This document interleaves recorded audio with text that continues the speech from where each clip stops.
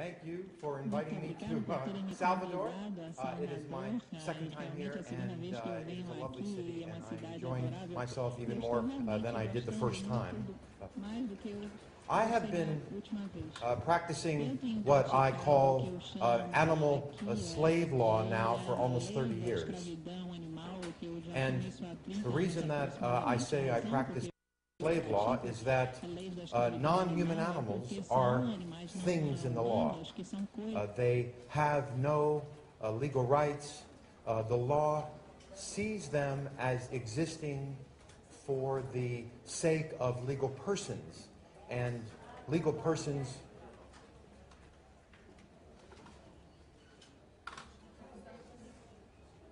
either I'm talking too fast or it's not my fault. It's not working. Okay, it's not my fault.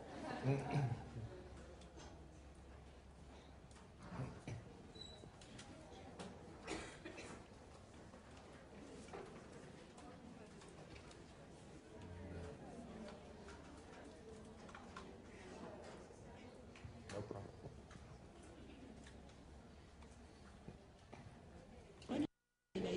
Não, diz aí para ele, você está dizendo que pode esperar, diz aí, menino. Are we ready? Estamos prontos, sim. Era cabinho. Did the translation ever work? Se a tradução alguma vez It did work? funcionava. Okay, so at what point did it stop working? Okay, I'll just take a guess. Ela disse que tudo bem, mas não, estou com vocês, né? For 30 years, I have practiced what I call animal slave law. I'm an animal slave lawyer. And the reason I call myself an animal slave lawyer is because non-human animals are things in the law. They're not persons. And the major division within the law since Roman times has been persons, things, and actions. And if you're a legal thing in the law sees you as existing for the purposes of legal persons. And you're one who is a thing, whether you're a living being or you're an inanimate object, is seen as having no legal rights and as being essentially invisible to the civil law. If you're a legal person, you are a rights bearer. You have what we in the common law system would call a capacity for rights. You have there's at least a possibility that you can be a rights bearer. You have at least one legal right. And you're seen as having your own interest, and you have inherent value. So legal persons exist for themselves, at least to some degree, while legal things exist for the sake of legal persons. So non-human animals, certainly in the United States, but elsewhere as well, certainly in Brazil, are legal things, so they are invisible to the civil law and are understood to exist for the sake of legal persons. And everyone in here is a legal person. At one time, all human beings were not legal persons. Now, all human beings are legal persons. So, the problem when I began litigating cases on behalf of non-human animals that I quickly ran into was this problem of legal personhood. That if one wished to represent the interests of non-human animals, one had to do it indirectly because the judges really did not care that much about the interests of non-human animals, but only about how they might affect the interests of legal persons or human beings. So, after 4 or 5 years, Professor David Faber and I realized that there was a serious problem that had to be overcome. And about 1985, when I had brown hair, and Professor Faber had more hair, we began to work on the problem of how might we transform legal non-human animals and their status of legal things into legal persons. And David Faber and I began to work on that, and we've both continued to work on it, and we have come up with different ideas and let 100 flowers bloom, perhaps one of us is correct.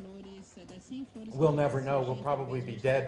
It's settled, or it may turn out that there was another person who was correct, or it may turn out that none of us are right. So I began to try to develop a jurisprudence of animal rights. And being a trial lawyer, that's one of the things I do. I'm a trial lawyer. I understand that, at least in the United States, judges are rather conservative. And they have a certain way of doing things. They have a certain kind of legal education.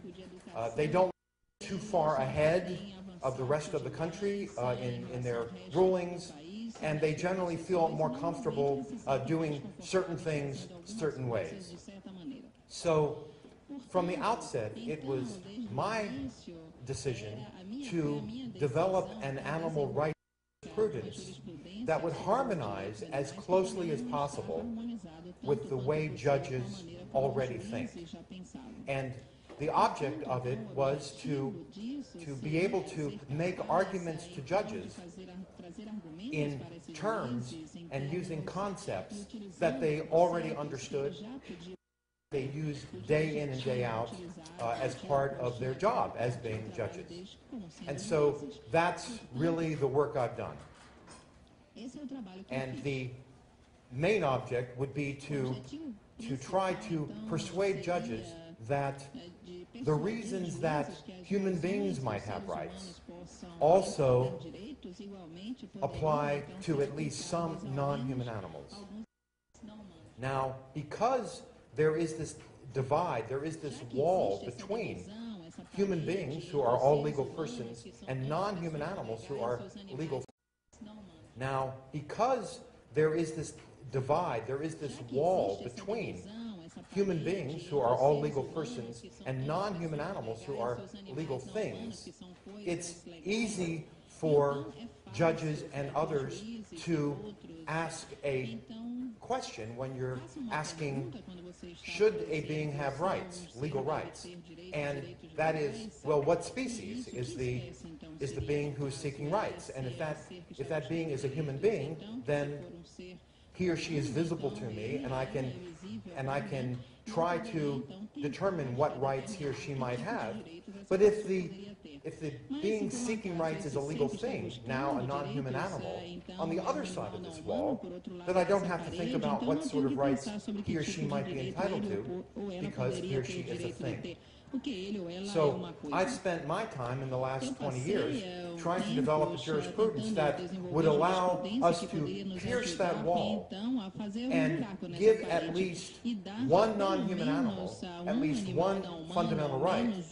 And by doing that, it would change the nature of the questions being asked. It would no longer be, what species are you? But it would be, what kind of being are you? And based upon what kind of being are you, what kind of rights might be appropriate for you to have? So that is really the basis of the work that I've been doing. Now, in order to make arguments to judges that they work with and understand, I had to spend many years trying to understand what it was that judges understand.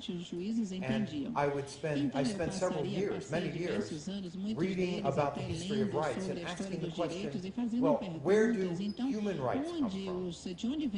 Why do humans have rights? What kind of rights might humans have? With the idea that once I understood that, I could then make arguments to judges that would use those answers and simply apply them to non-human animals, or at least some non-human animals. So one of the things that recurred in history, in the history of law, for hundreds and hundreds of years, I kept running into the ideas of liberty and equality. Certainly in the United States, it is in our common law. Liberty and equality is in our statutory law, certainly in our constitutional law.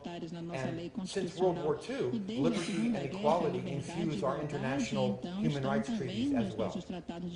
So liberty is a non-comparative right. It's the kind of right that we're entitled to because of our status or because of how we're put together in some way. We don't compare ourselves to anyone else. We have the right because of who or what we are. So that's a liberty right. An equality right is a kind of a comparative right. We're entitled to, or we argue that we're entitled to, an equality right because someone else has that right. And we argue that we are similar to that other person in a legally relevant way. And because that person has the right, we have the right too. Now, that sounds like a very simple comparison, but it is not a simple comparison, because the key issue is legally relevant way, because we are infinitely similar and infinitely dissimilar to every other being. The fight and the struggle is around whether or not we are legally similar, whether our similarities to another being already has a right are legally relevant, or are they irrelevant? And that's going to be the fight for the rights of non-human animals on an equality basis. I'll put equality, I'll take equality, and I'll put that to one side. In fact, I'll write down E so I don't forget to talk about it. I may forget to talk about it anyway. Because it's a lot harder to talk about liberty rights, the non-comparative rights, because liberty rights are the kind of rights that those who have never been legal persons struggle for. Because if no one has a right, say at one time no one could vote, and men, at least in my country, received the right to vote well before women received the right to vote. So when men were struggling to receive the right to vote, they did not make an equality argument. They didn't want to compare themselves to women because women didn't have the right to vote. They wanted to make a liberty argument. They wanted to talk about how they were put together, what kinds of beings they are, why they as men should be entitled to vote. So they would be making a non-comparative liberty argument. Later on, when women wanted the right to vote, they could make a similar kind of non-comparative liberty argument, but they could also compare themselves to men and say men have the right to vote and we are like men in a legally relevant way. Now men could say, well, you're like us in some ways, but we have things that you don't have, and you never will. Our anatomies are different, and that's what entitles us to vote. And the women would say, well, that's really not what entitles you to vote. Something else entitles you to vote, and whatever you have that entitles you to vote, we have as well. So, what sort of status or what sort of quality is it that might entitle human beings to such fundamental rights? And for the last 25 years, I've talked about the two fundamental rights that Professor Faber and I began to speak about in 1985. What in the United States we've been called bodily integrity and bodily liberty. Bodily integrity means that you cannot be assaulted or you can't be touched without your consent. So you could not be vivisected, you could not be killed, you could not be stabbed, you could not be eaten. Bodily liberty, bodily integrity. And then there would be bodily liberty, the idea that you can't be put in a cage, you can't be put in jail, you have to be free to move about. And we decided, based upon our reading, because of what others had decided, judges had decided, legal commentators had decided, that these were two of the most fundamental human rights because they protected two of the most fundamental human interests. And that fundamental rights are fundamental because they protect fundamental interests. And I spent a long time trying to understand what our fundamental interests were and what judges have valued at least in the common law system, for hundreds of years. And one thing that I kept coming across was the idea of autonomy, that the ability to make choices, to live a purposeful life, to live an intentional life, to choose, was something that appeared to me to be a sufficient condition for fundamental rights. And one of the ways that I sought to prove that in my book, Rattling the Cage, was to take a close look at many judicial decisions in the United States and in England, where judges were confronted with human beings who did not have autonomy. Perhaps they didn't even have a brain. They just looked like human beings, but perhaps they were only born with a brain stem, and they could only breathe and they could digest food. But other than that, they were not conscious. They would never be conscious, and they would not be sentient, and they could never hope to be that way. And how did judges deal with those beings? Why would they give them rights? And the answer was, most times, that they would engage in what we in the common law call a legal fiction. I assume that that exists in the civil law, but it may not. I hope it does. So a legal fiction is a lie that judges use in order to decide their cases that they demand that we believe. So one of my favorite legal fictions comes from the 18th century, when a British court, in order to decide a case the way it wanted to, had to assume that Paris was in England. And they did assume that Paris was in England, and based on that, they decided the case. So the legal fiction that judges use is that non-autonomous humans who lack autonomy, somehow have it, or they're going to pretend that someone else who has autonomy can make the decisions for that person. And they're going to make not the guardian for a human being who lacks autonomy is not going to make the decision based upon what the guardian wants, but based upon what the person who might lack autonomy, might even lack a brain, what she wants. And judges pretend that the guardian is doing what the human who has no brain wants. They use a legal fiction that this human who lacks a brain and lacks autonomy actually has autonomy. So from my reading, which I explain in much greater depth in my books, I argued that having autonomy is a sufficient condition for the fundamental rights to bodily integrity and bodily liberty. It is not a necessary condition in that if you have it, you're entitled to fundamental rights. But if you don't have it, you still may be entitled to fundamental rights, but for another reason. And I'll let somebody else write a book about whatever those reasons are. My book is about autonomy.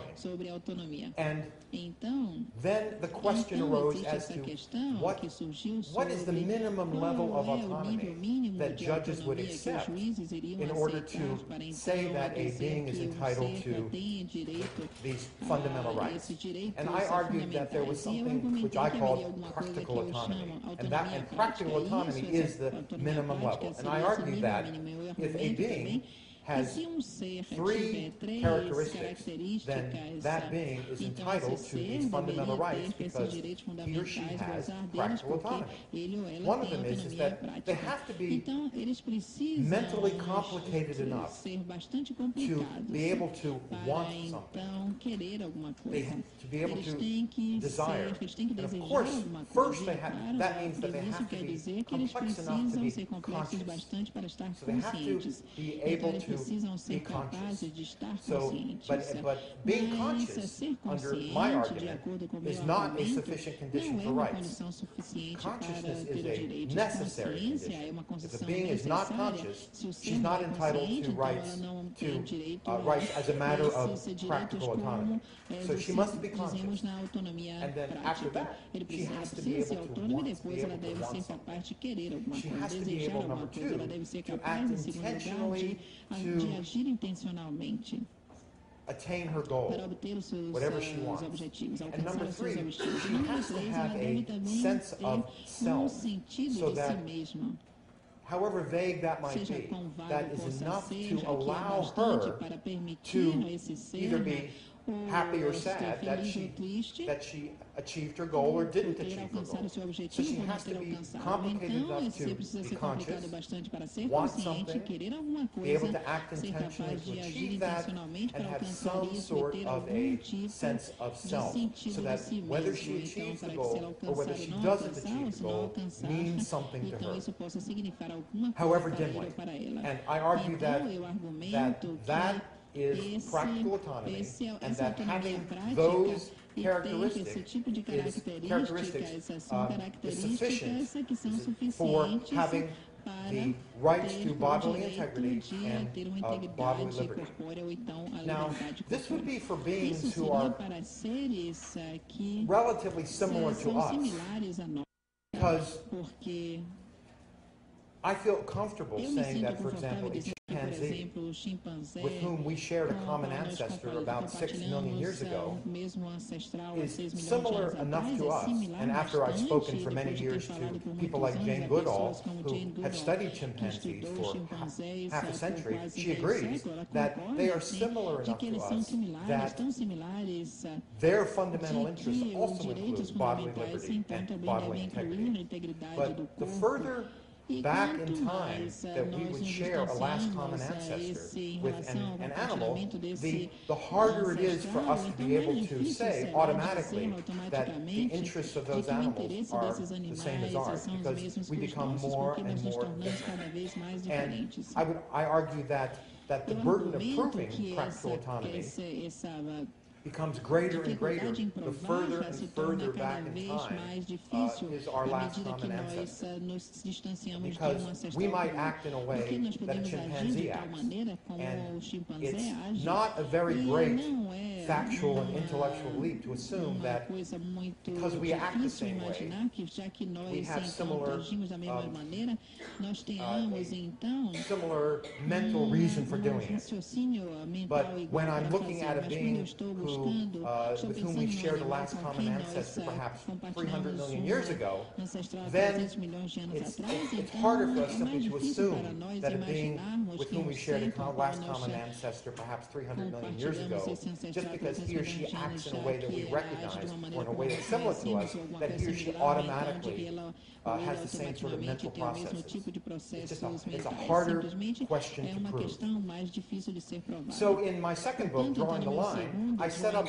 what I called a scale então, eu of montei aqui practical uma autonomy. escala de autonomia prática. I want to make sure every now Eu and then queria that saber I don't talk too long. se Once eu I estou start, falando I can demais. keep Quando you eu here começo, eu until posso 5 o'clock fazer all com by que vocês myself. fiquem aqui até 5, sozinhos. So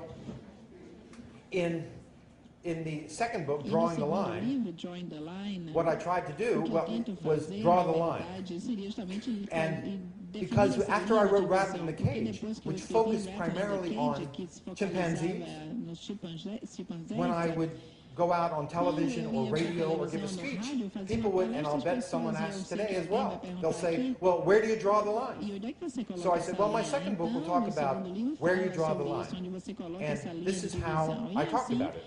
e é por isso que eu comecei a I'm falar going to sobre use isso. Eu vou a utilizar, 20th century então, device. aqui This is é called um a blackboard. dispositivo do século XX, isso é chamado quadro negro. This is what you used to write É on the normalmente onde blackboard. a gente escrevia antigamente. Isso So, aqui é giz. So I used a scale. Eu uso And então the uma scale, escala, e essa escala, that's why you don't é use por isso chalk. que você não utiliza giz, tá vendo? Se vocês não rirem, eles vão pensar que eu não estou repetindo a piada. So I set out a scale. Então, aqui eu fiz uma escala, tem que rir na hora. One, that's one. Aqui é 1. This is 0. Então aqui é 0. So I had a scale from Então 1 tem uma to escala 0. aqui que vai de 1 para 0. This is Aqui 0.5. é o This is número 0.6. 5, esse é o número 6. This is 0.7. Esse aqui é o número 7, 0.8, número 8, 0.9. número 9. Between 0.9 and 0.1 and 1.0, I said these are class 1 animals. These are animals who clearly possess practical autonomy. And in there I put chimpanzees, I put gorillas, orangutans, bonobos, Atlantic bottlenose dolphins, so cetaceans, and apes. Because those, not because those are the only non-human animals who should be in class 1, but because those are the only ones I studied in order to write about, and my editor told me to stop writing about other animals. It was time to turn my book in. So I only got the chance to look at apes and Atlantic bottlenose dolphins. And I argued that I spent a lot of time with the scientists who spend their life studying them, and I showed that these non-human animals are extraordinarily mentally complicated. Most of them can use, I won't say language because nobody can define language, but they use a language-like communication system. They're clearly conscious. Most of them are quite arguably self-conscious in that they're not only conscious, but they are conscious that they're conscious.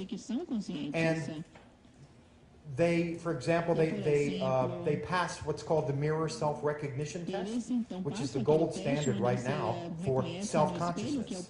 And that was developed in 1978 by a man named Gordon Gallup in New York. And what he did was he gave chimpanzees mirrors and allowed them to get used to looking at themselves in mirrors. And then he anesthetized them. And when he did that, he then put red dots on their face. And when they woke up, he then gave them mirrors again. And they would then look at themselves in mirrors. And he hypothesized that if they saw the red dots, they would be interested in it. And the question was, would they touch the red dot on the mirror? And in that case, he argued, they thought that there was another chimpanzee there. Or would they look at the mirror, look at the red dot, and then touch themselves? And that's what they did.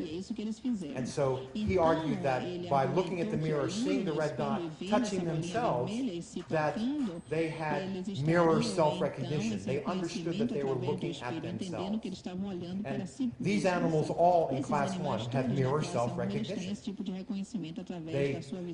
And believe me, it's not really easy to set up valid tests. It wasn't that hard to show that a chimpanzee had mirror self-recognition, could touch the red dot on his face.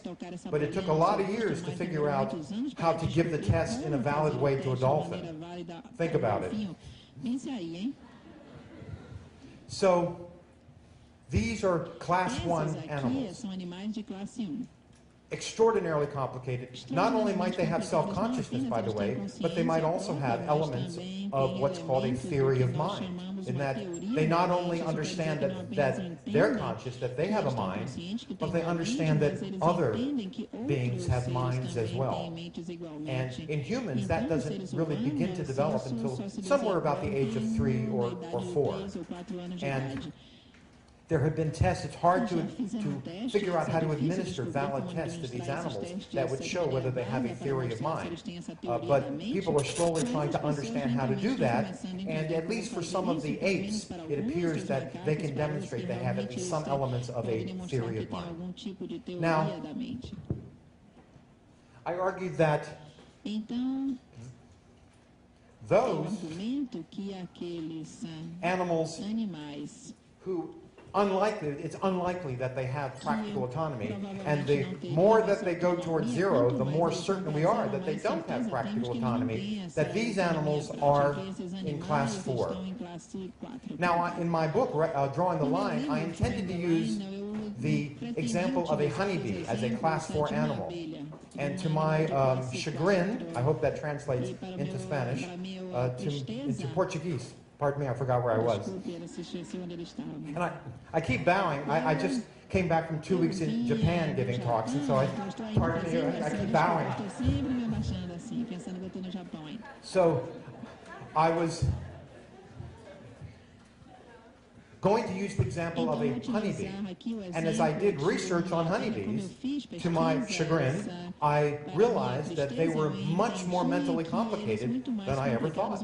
Even though they have a brain that has fewer than 1 million neurons in it, about 980,000, which is about 1 millionth the number of neurons that you have, and they only lived for 30 days, the evidence seems clear, the scientific evidence seems clear that they understand symbols. And my favorite example is the fact that one scientist from Princeton did this experiment. Here was a lake, and here was a honeybee hive. And what he did was he took the honeybees to a food source right here. And you may know that honeybees, when they see food, they go back to the hive and they do their dances, their honeybee dances, and it tells the rest of the hive where the food is and how far to fly.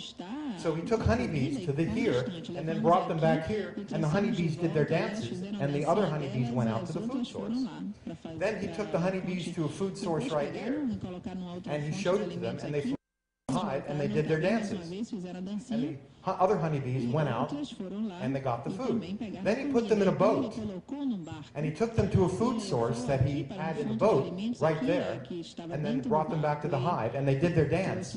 And no honeybees went out to the middle of the lake to get the food. Nobody knows exactly why. Did the honeybees think that the other honeybees were liars? We don't know. But all we know is that they did not go out to the lake when the other honeybees told them that that's where the food was.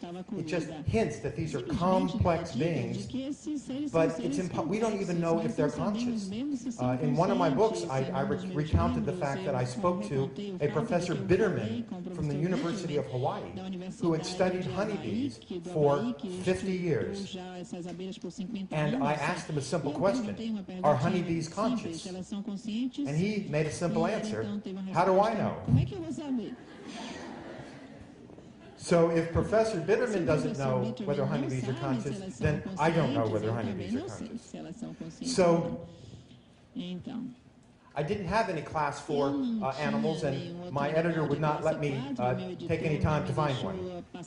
So class 3 animals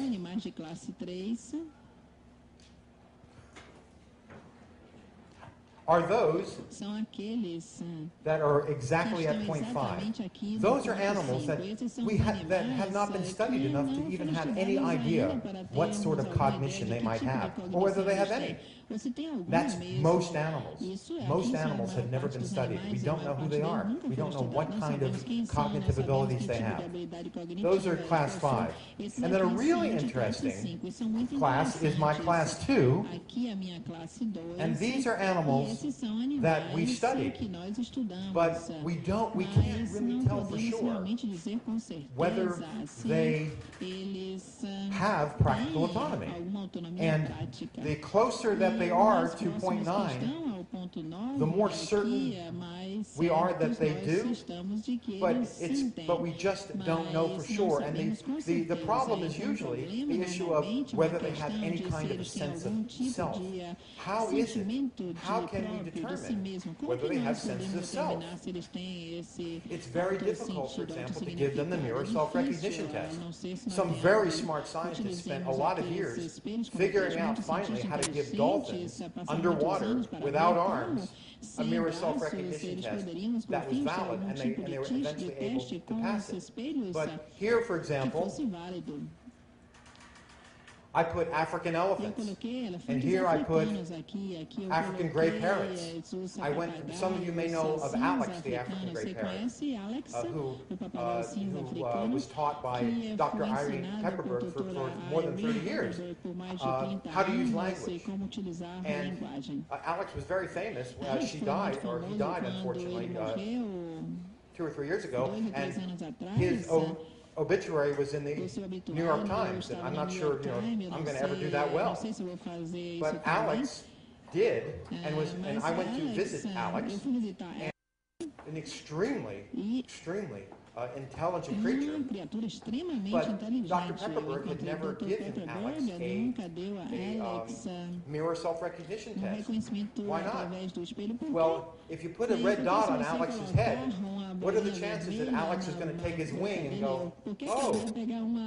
If any of you have ever seen a bird, ever see a bird do that? See, I think I'm going to scratch my head with my wing. That doesn't really work. So no one knows how to do it. Same thing with an elephant. It's very difficult to give elephants these kinds of tests. There was someone who actually did end up devising a test for an Indian elephant. And the problem had been is the people using the mirrors had not used a big enough mirror. Once they used a gigantic mirror, the elephant could then actually see the red dot and actually pass a mirror self-recognition test. Interestingly, the elephants that passed were elephants who worked in a casino in Reno, Nevada. And it may have been that they were so habituated to humans or so understood humans that perhaps they developed a different sense of themselves. Other scientists are studying that.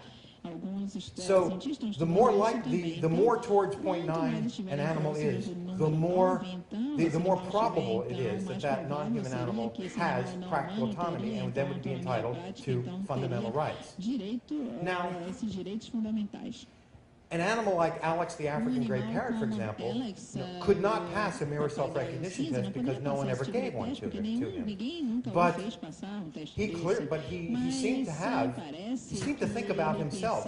He would refer to himself as I, or he would say, take me somewhere. And if you took him somewhere, he would stop telling you to take him somewhere. He'd say, want to go gym? And a gym is a place where you would do exercises, and that's where he would have his little swing. And if you took him to the gym, he would go on the swing and just swing back and forth and be very happy. If you didn't take him to the gym, he would drive you crazy. Want to go gym, want to go gym, want to go gym, want to go gym, until you took him to the gym. And so implied in that is, take me to the gym. I want to go to the gym. However, because he didn't pass a mirror self-recognition test, I didn't put Alex in as a class 1 animal, I put him as a class 2. But he's very close to being a class 1, and the reason he couldn't pass a mirror self-recognition test is it really wasn't his fault. We couldn't figure out how to give him one. So I argue that those animals who are class 1 animals should indeed have fundamental rights to protect their fundamental interests. But what about the animals like the African elephant, who's, again, extremely complicated? And I have an article about Echo the African elephant. And just as, a chapter in Drawing the Line. Just like I have a chapter about Alex the African gray parrot. Should we treat them entirely as legal things? And so what I did is I borrowed a concept from the field of environmental law called the precautionary principle, which I think some speakers have alluded to with respect to the field of climate change. In fact, I used to use that as an example. 10 years ago, when Round in the Cage came out, I might talk about the precautionary principle and say, for example, people think that there might be some climate change problems coming, but others argue that it's not very certain. So one uses the precautionary principle when one is concerned that something terrible is going to happen, but you don't really know. It's not scientifically clear. The problem is that once it becomes clear, it's irreversible. There's nothing you can do about it. So the question is, do you act as if indeed this terrible event is going to occur? Because if you don't and you wait and it occurs, then there's nothing you can do about it. So 10 years ago, I argued that climate change might be something that you should apply the precautionary principle to. Now, there's no use. It's clear. And so it's not a matter of the precautionary principle, it's a matter of staying cool. Now, I argue that with respect to the rights of non-human animals, that the worst thing we can do, the worst crime that we can commit to a being who is autonomous, who should be a person, is to treat her as if she was not autonomous, as if she were a thing. That's the worst thing we can do to an autonomous being, is treat her as a thing. So if indeed I'm correct, and that's the worst thing that we can do, then those beings that we're not really sure about whether they're autonomous, as we get closer and closer to what I argue is the dividing line for Class 1, the argument for using the precautionary principle becomes stronger and stronger, and that as you get closer and closer to my 0.9 cutoff, that we should begin perhaps shifting the burden of proof to those who would claim that the being is not autonomous, or doing all the 7 or 8 different things that the law has devised for actually applying the precautionary principle. And so animals like Alex, the African gray parrot, or Echo, the African elephant, who are almost in Class 2, but not quite, because we can't figure out how to prove that they have a sense of self, we should treat them as if they have a sense of self, until the scientific proof is in. And the worst that happens is that we treated them wrongly as if they had a sense of self, and we gave them rights when they shouldn't have, which is nowhere near, I argue, as bad a thing to do as if we treated them as if they were things when they really ought to be persons. So, in short, that is the liberty argument, the non-comparative argument that I developed. I remember equality. That will be much shorter. Now, equality simply means that you treat likes alike, and you treat unlikes unalike. And I talked about a little bit about equality before, but to make an argument for the fundamental rights of the non-human animal as a result of equality, first of all, you have to figure out what equality means. Now, in a few minutes, I'll talk briefly about the Nonhuman Rights Project. The Nonhuman Rights Project is now up to, in the United States, is up to 40 people. I'm directing 40 researchers around the country, and we're just finishing our 3rd year of work in developing litigation that we intend to lead to having an American high court in one of our 50 states declare that at least one non-human has a fundamental right. One of the things we're looking at is how do each of the various of the 50 states view equality, because in important ways each of our 50 states in the United States is autonomous, and each of them has developed its own common law, with the exception of Louisiana, which has civil law, and we're not really considering using Louisiana because none of us speak French very well. So one of the things that we're trying to do is figure out how the other 49 states view equality. And we're also, so we have an equality committee of the Nonhuman Rights Project, and the work of that committee is solely to determine which of the 49 states view equality in a way that might be the most favorable for us to argue that a non-human animal should be entitled to fundamental rights as a matter of equality. And we're looking at those states. We're also looking at perhaps 20 or 30 common law countries around the world: Australia, Canada, India, South Africa, Ireland, England, Scotland. We're looking at many jurisdictions that use the common law to see how over the centuries they've developed the idea of equality. And then we're looking at which ones we think might be the most favorable to us, and then we'll go back to the American Supreme Court of that state and argue that that court should adopt a certain view of equality.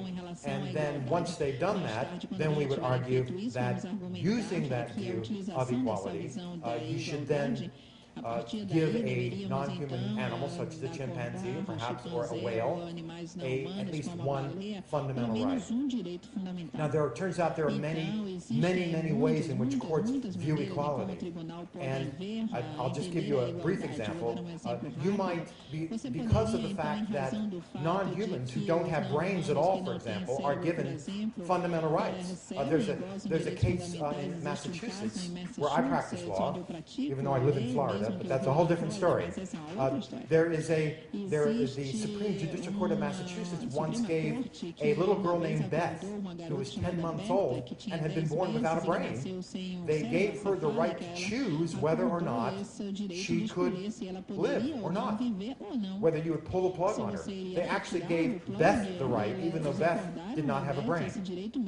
So we argue that if we have a plaintiff, say Kanzi, the bonobo, who lives with his family in Des Moines, Iowa, at a large chimpanzee and bonobo facility, that Kanzi is an extraordinary being. Kanzi can understand more than 5,000 English words. Kanzi can communicate on a computer. Kanzi has a whole range of emotions. Kanzi has a theory of mind. A very, very complex being. It's clearly a Class 1 being. We'd say, as a matter of equality, judges, how can you have a legal rule in which a human being who doesn't even have a brain, is never conscious, does not have any possibility of ever being conscious, you give her the rights, not only the right not to be eaten, so-called negative right, but also a positive right to make choices, such as whether she's going to live or die. You give that right to her, but you don't give any rights at all to Kanzi. You continue to treat Kanzi as a legal thing, the way you might treat this chair, yet you treat this little girl who is not conscious and without a brain as an autonomous being, when she's not even autonomous. We'd say, if you have problems here. One way you might solve the problem of equality here is that you could say, well, equality is not really that important in our legal system, but equality is important in our legal system. Another thing that you could say, and I fully expect them to say that, well, the legally relevant difference between Kanzi and Beth is that Beth is a human being and Kanzi's not. And the equality argument will then revolve around the fight as to whether or not that is a legally relevant difference. It is a difference. But as I said before, there's an infinite number of differences between any two beings. So there's a difference between me and you. She's beautiful. I'm not. She has red hair. I used to have brown hair. No. She's 5'4", and I'm 5'10". She's wearing jeans. I'm not. She has a different colored eyes than I have. So there are an infinite number of differences between the two of us. Does that mean that you can eat me but not her? Or can you then put me in a biomedical research laboratory and vivisect me, but not her, as a matter of equality? And so the fight, the struggle is around not whether there are differences, because there are always going to be differences. The fight is around whether there are legally relevant differences. Now, one metaphor I sometimes use is that of the container. To say, oh no, Beth is entitled to rights because she's a human being. She's a member of the species Homo sapiens, but Kanzi is not. Kanzi is a paniscus. So I use this metaphor.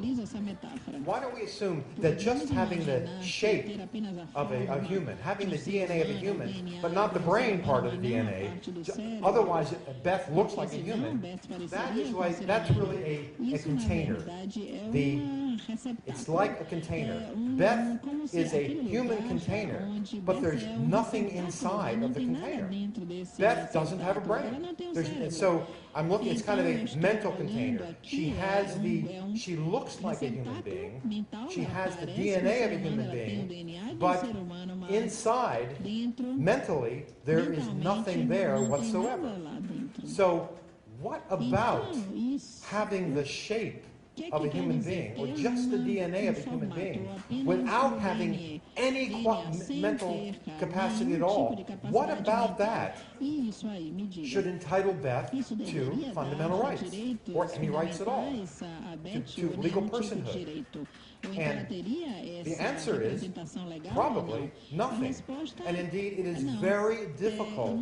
If you read the philosophical literature, the legal literature, it's very, very difficult. In fact, it's actually impossible. I've never found somebody who wants to, with a straight face, seriously make the argument that a being who has the shape of a human being but no cognitive abilities whatsoever is entitled to be a legal person, or is entitled to rights at all. The question is, rights begin to develop, or the qualifications for rights, the eligibility for rights begins to develop once you begin to pour some kind of quality into that container.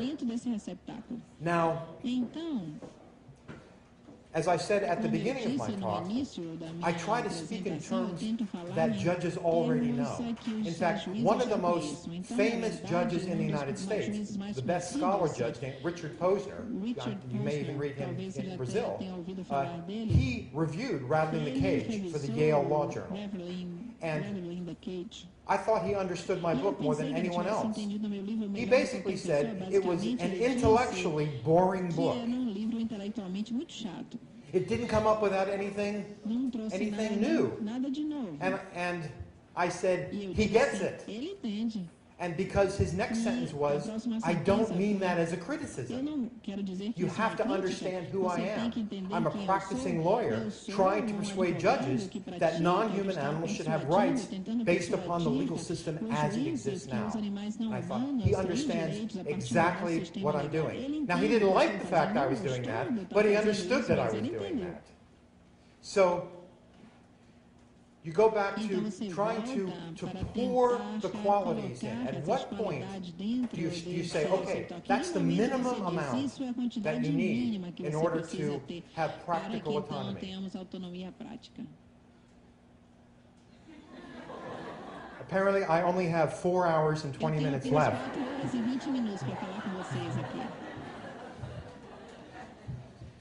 And I'm not about to tell judges what the minimum amount is. I'll let them fight that out themselves. What I'm saying is that you have to pour something in. So whatever judges decide they're going to pour in, and they say, stop, that's enough, I go, thank you. And now we're going to look at what's poured in and see whether any non-human animal has what is poured in. And I guarantee you that they will.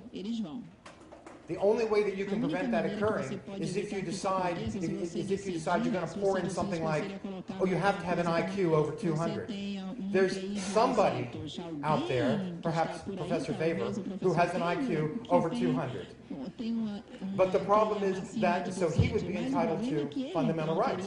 But the problem is that none of the rest of us would be entitled to fundamental rights. In fact, one of the things that I do in my classes is that I set out, is that I have my students read articles in which people make various arguments against mine. And I say, now, watch out, read them very carefully to see how they justify giving humans rights but not non-humans, and how they justify giving all humans rights but no non-humans.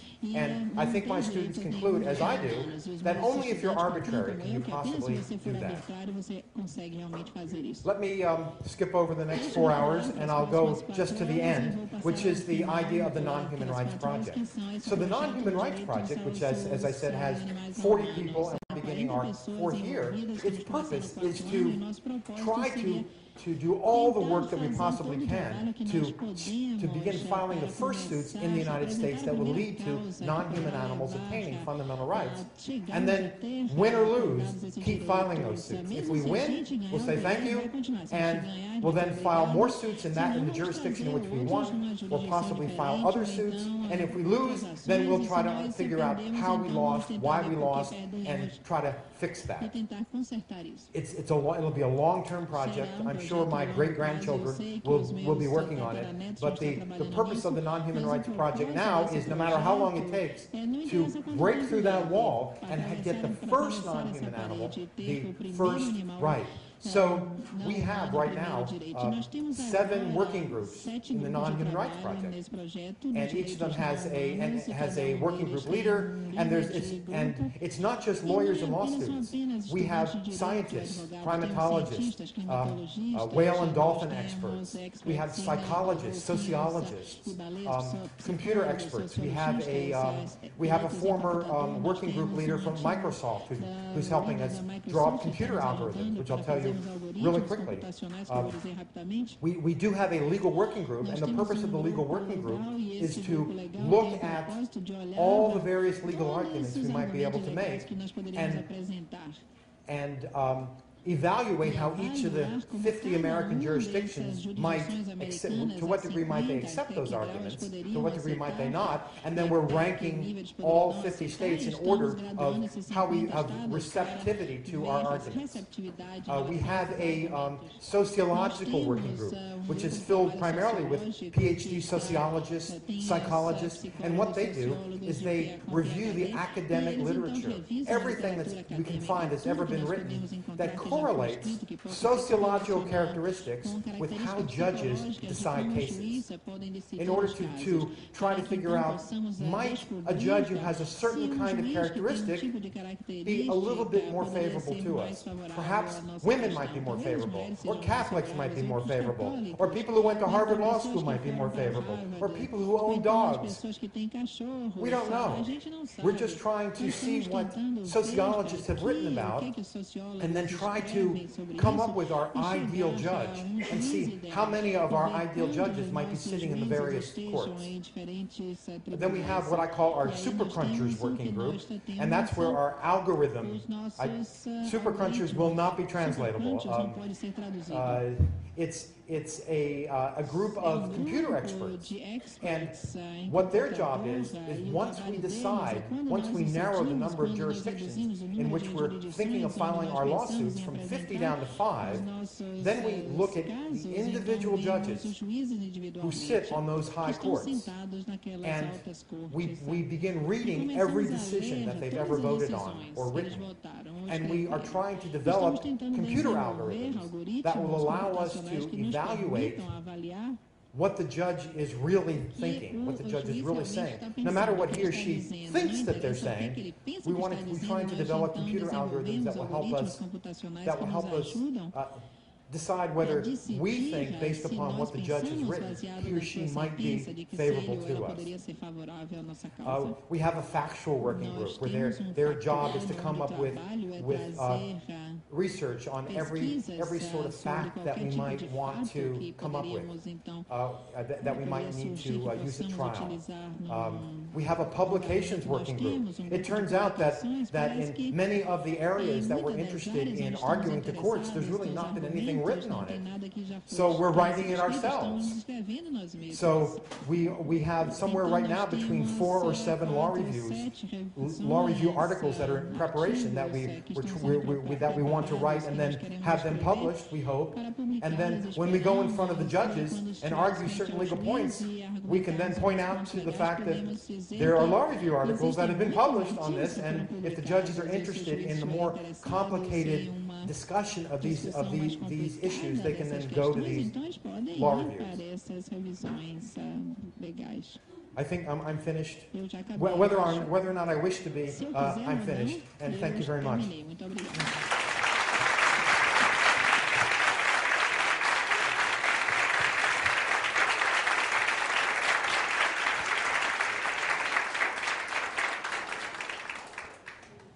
I'll take questions.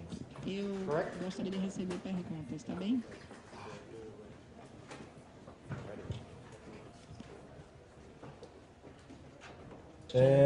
Vou abrir para algumas delas, a gente não vai poder se estender muito por conta do horário do almoço, mas vou começar aqui com o Rafael, que pediu a primeira inscrição, depois eu vou passando a palavra aos demais. Pois não, Rafael. Obrigado, professor, pela palestra. É muito bom ouvir pessoalmente assim, a explicação sobre essa teoria, que eu não conheço, assim, não li seus livros aprofundadamente. Mesmo assim, eu trago algumas questões que talvez o senhor possa nos ajudar. É sobre o sistema de graduação, que o senhor apresentou. Ele estabelece critérios com base... Consegue ouvir? Ok?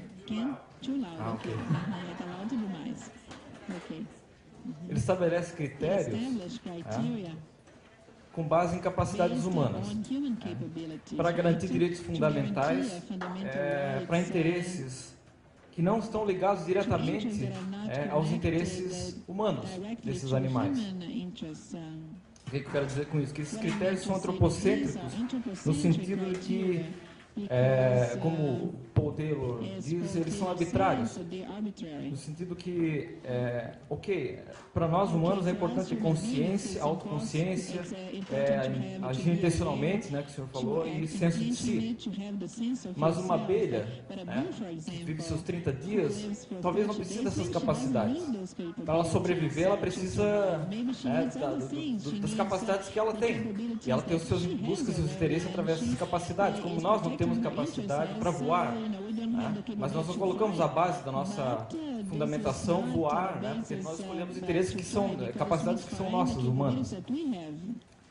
Então, é por isso que eu acho que esses critérios, sim, não se sustentam. E eu acho interessante entender a questão dos interesses como interesses racionais. Acho que esses seus critérios são mais interesses racionais, interesses psicológicos e interesses biológicos. Três divisões de interesses. E os interesses biológicos, que são a base para os direitos fundamentais, e eu não digo aqui direitos morais, mas direitos legais. Queria advogar direitos morais para os animais seria relevante. Então é isso. He has made a wonderful, terrific, and accurate observation. Thank you. Muito obrigado. You know the Você sabe meaning of o speciesism. significado de especiesismo? The argument that I've O made argumento is que eu trouxe entirely aqui é speciesist. completamente baseado na espécie. I confess, it is speciesist. É sim, é. And there's a reason why it's Existe uma speciesist. razão para isso. I've developed the argument to make it to judges who are speciesists. Aos juízes que And também são I'm not as especistas. and I'm serious about the fact that the purpose of what I'm doing is not to Não é try to persuade judges to come up with a new way of thinking about law. Judges hate to come up with new ways of thinking about law. They like the old ways of thinking about law. And they think about law in a speciesist way. If they want to think about it in a speciesist way, I'll make speciesist arguments. If they want to think about it in a non-speciesist way, I'll make non-speciesist arguments. The purpose is to make the arguments that judges will accept and the ones that they're used to dealing with, and primarily to break through that wall, have judges award a non-human animal a fundamental legal right on any basis. If that happens, I will die with a smile on my face. It happened.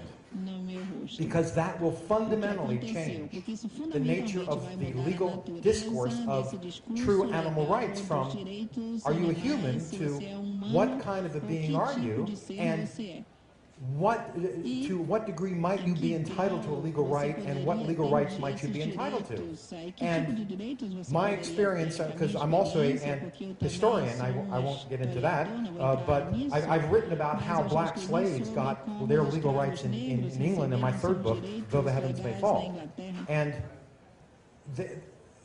once you break that barrier, it's very difficult to then predict what the future course is going to be.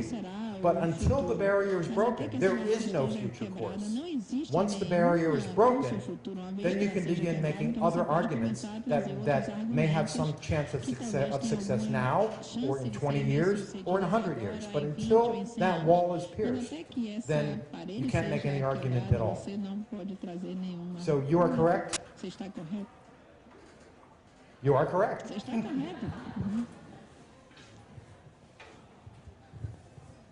Eu vou passar para a professora Daniela e depois eu vou dar a palavra a ele, que já pediu também inscrição. Professor. Hello, Prof. Hi.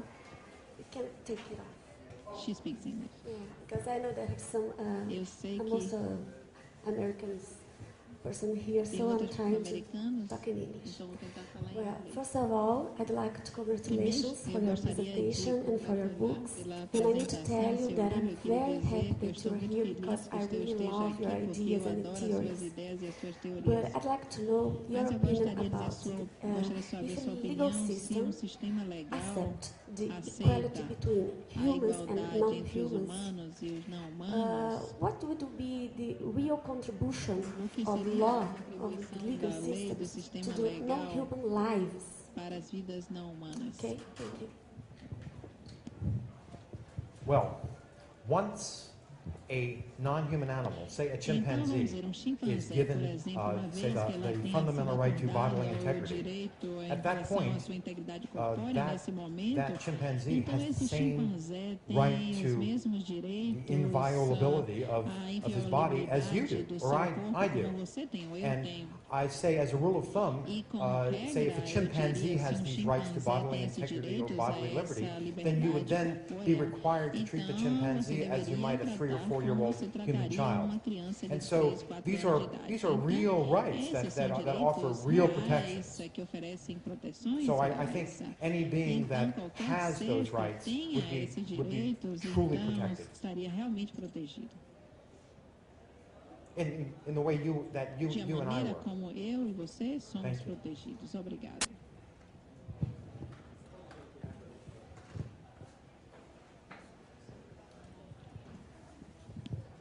Hello, Professor.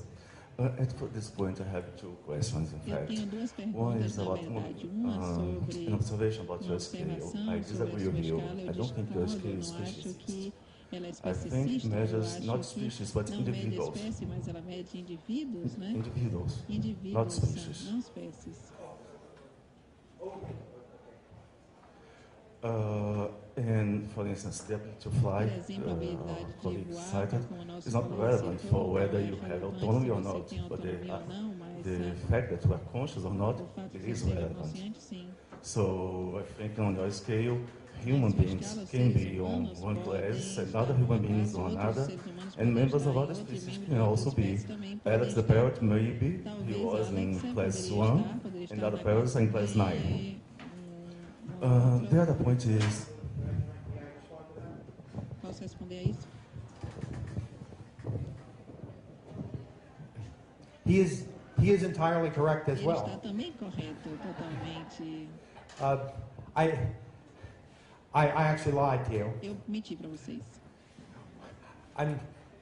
Because I didn't have enough time to really explain it, but he is correct in that when I talk about Quando eu falo when I talk about bonobos here or chimpanzees here or African gray parrots here, I'm not talking about the species. I'm talking about individuals. I'm saying, so if you look in my book, for example, Drawing the Line, I don't have a chapter about African gray parrots. I have a chapter about Alex the African gray parrot or Coco the gorilla or Kanzi the bonobo. Because indeed, that's right. Every species will have a wide variation in their cognitive abilities. And just as many human beings do not have practical autonomy, and they would not be entitled to rights under the argument I'm making, because they would not have practical autonomy, which is a sufficient condition for rights. But of course, they have rights for some other reason, and we can debate as to what those reasons are.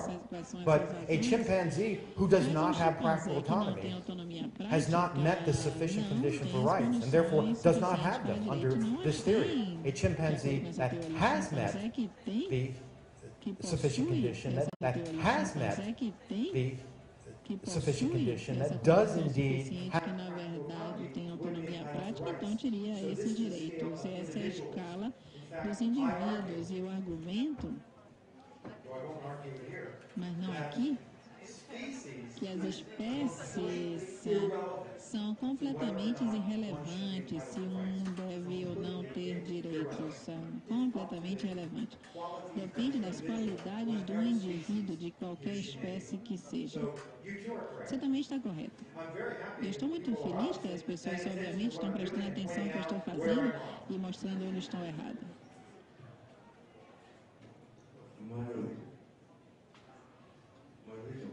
Minha pergunta original era: existe uma barreira, o senhor disse, entre os humanos e os não humanos, uma barreira artificial que basicamente vem dos nossos conceitos religiosos de humanos como imagem de Deus e a ideia de que eles têm dignidade a partir dessa dignidade de qualquer outra característica que temos e outros não têm. Sabendo como essa questão religiosa é forte, como é que você lida com isso? Ele encontrou uma outra coisa que eu não expliquei muito bem. Essa ideia de autonomia prática derivou da dignidade, porque a dignidade, na verdade, acredito que seja a razão primária, principal, porque os seres humanos têm direitos. Se você olhar as leis internacionais, você vê dignidade. Mas você também vê em decisões judiciais em outros lugares. Eu pulei o passo da dignidade, passei para a autonomia, porque eu argumento nos meus escritos que a autonomia realmente ela sustenta a dignidade. Em questão a essa questão religiosa, pelo menos nos Estados Unidos, eu não posso falar sobre o Brasil, direito e religião são separados. E um juiz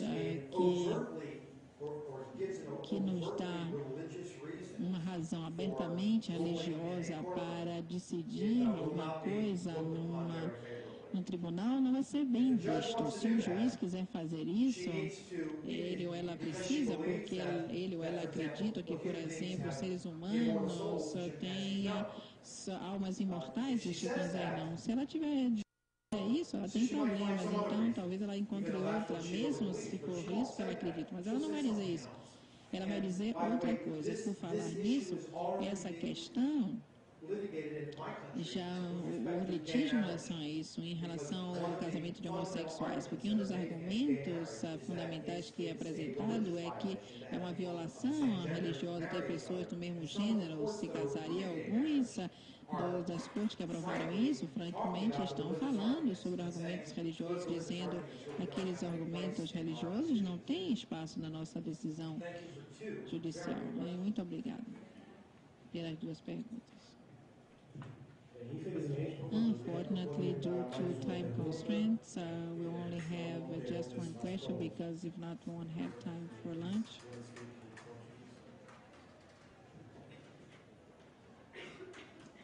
Bom dia a todos. Good morning to everybody.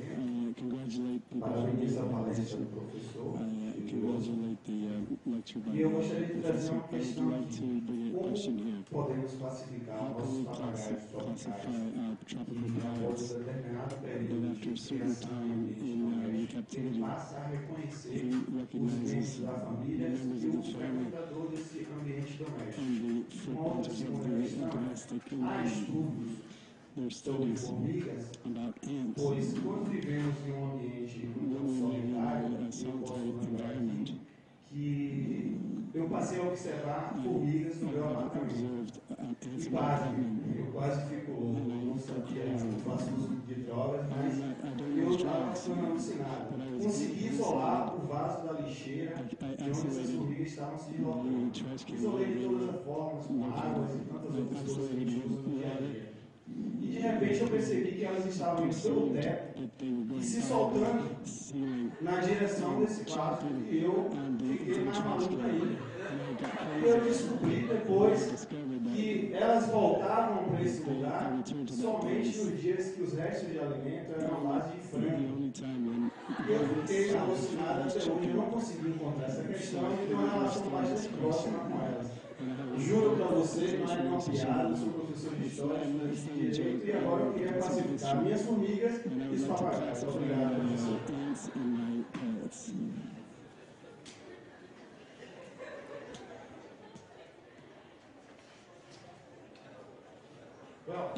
Bem, você pode classificá-las onde você quiser. Mas a questão é: que evidência existe aqui de que um juiz iria aceitar? Existem algumas regras de evidência, existe essa carga que fica necessária para alguma coisa deve ser provada. Eu estou tentando fazer com que os argumentos sobre os direitos fundamentais dos animais não humanos pareçam tanto quanto qualquer outro argumento que possa surgir num tribunal. Você poderia também levar uma ação ao tribunal em nome das formigas? Mas que tipo de prova? Você deveria utilizar experts, testemunhas? Você deveria persuadir esse juiz utilizando a autonomia prática? Se for. As formigas são outro problema, porque na verdade é também uma escala individual. E existem algumas criaturas como as formigas, e não está claro se eles são indivíduos, eles quase agem como se fossem um organismo. Então existe um outro problema aqui. Isso é uma das 10.000 razões por que eu não vou apresentar algum tipo de ação em nome das formigas.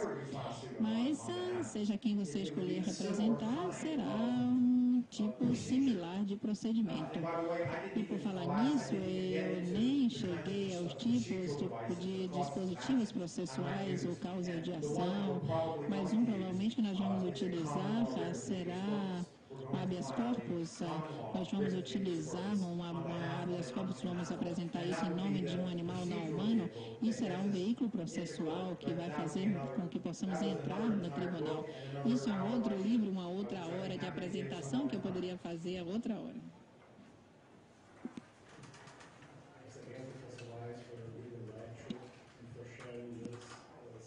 Muito obrigada por compartilhar os seus pensamentos conosco mais uma vez. Muito obrigada.